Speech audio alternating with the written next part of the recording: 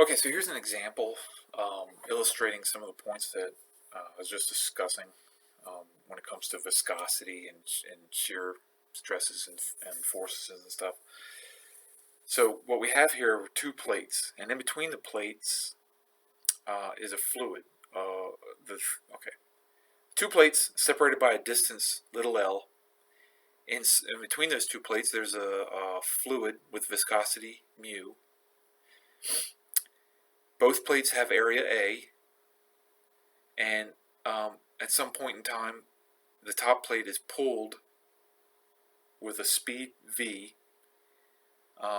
in the x direction, and because of that, a linear velocity profile, is develops between the two plates. All right.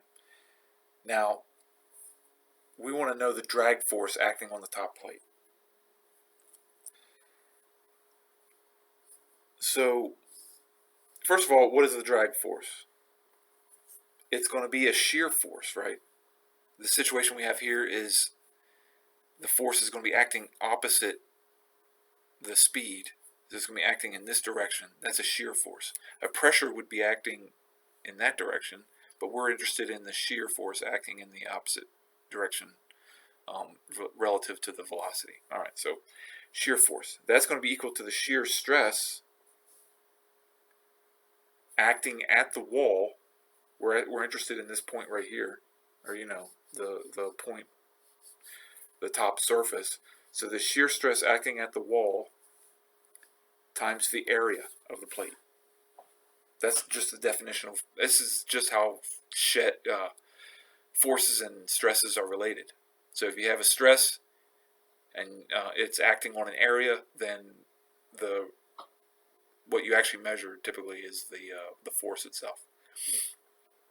Okay, a force is just a stress acting over an area. Okay, there's another way of saying that. All right, now the shear stress acting at the wall, because it's a Newtonian fluid with dynamic viscosity mu, is equal to mu times the velocity gradient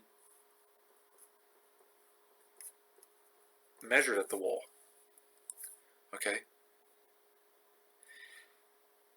so mu is given to us in the problem symbolically, so mu is known.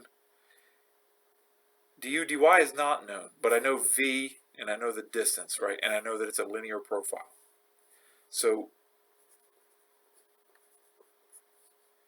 the gradient all along here, not just at the point, but because it's a linear profile, that's just going to be v over L,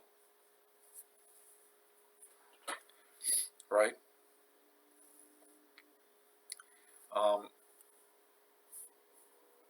It's fairly obvious, I suppose. So I could write this out. So u equals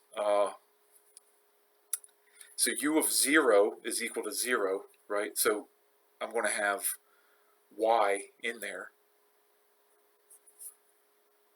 All right, and then when y equals L, u has to equal v, right? It's a linear.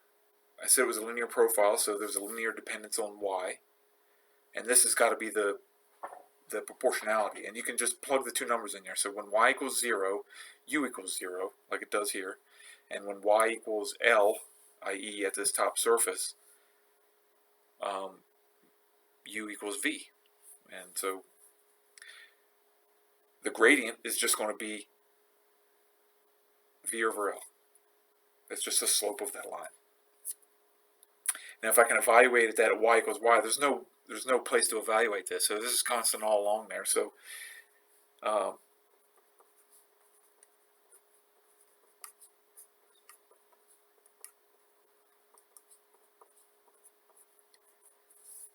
this gradient evaluated at the wall gives it the same value. All right. So the wall shear stress is just mu times v over L.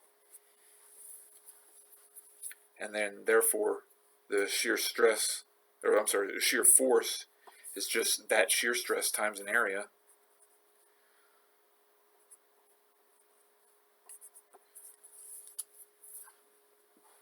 And so it requires that much force to pull that plate the velocity v.